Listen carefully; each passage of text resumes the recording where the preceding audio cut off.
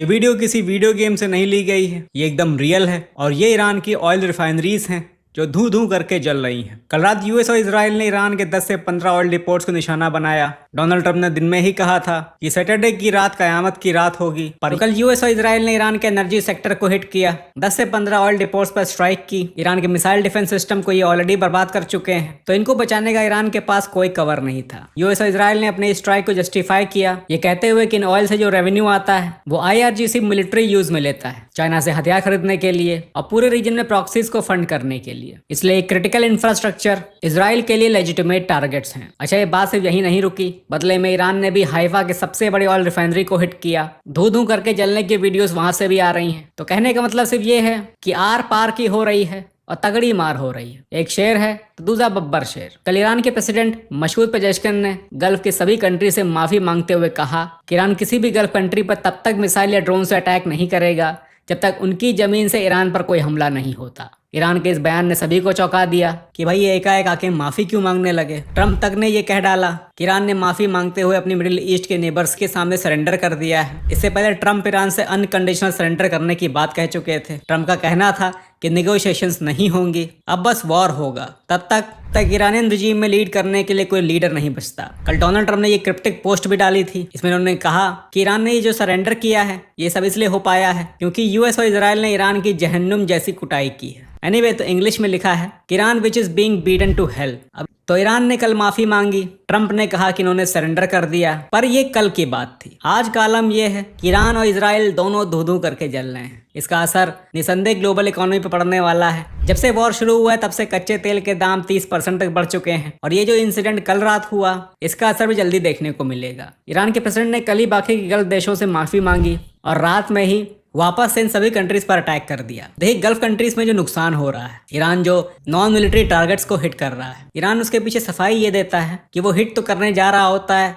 US के bases को, पर यूएस के जो इंटरसेप्टर मिसाइल्स होती हैं वो कभी कभी हमारी मिसाइल्स को डिफ्लेक्ट कर देती हैं, यानी कि उनका रुख मोड़ देती हैं। अब देखिए, इस अटैक में तो मुझे नहीं लग रहा कहीं से भी कि यहाँ पर किसी भी इंटरसेप्टर ने इस ड्रोन का रुख मोड़ा है और ये ड्रोन सीधे जाकर एक रेसिडेंशियल बिल्डिंग को हिट करता है।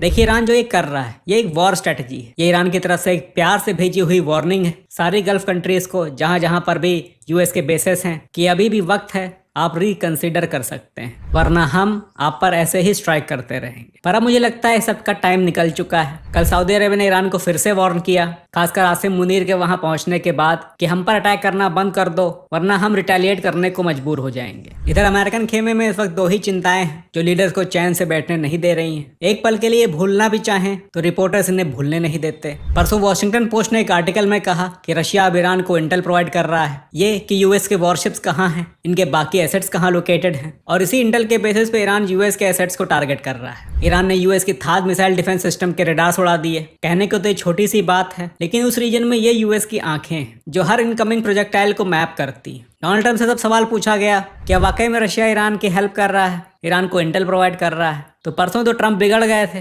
रिपोर्टर से कहा कि क्या स्टूपिड क्वेश्चन पूछ रहे हो, पर कल रात जब वापस इनसे सेम क्वेश्चन पूछा गया तो उन्होंने कहा कि ऐसा नहीं है, और अगर ऐसा है तो ये बहुत बुरा है। That event, but he was asking whether you have indications of whether Russia is supporting Iran somehow in this. No, Do you? I have had no indication of that whatsoever.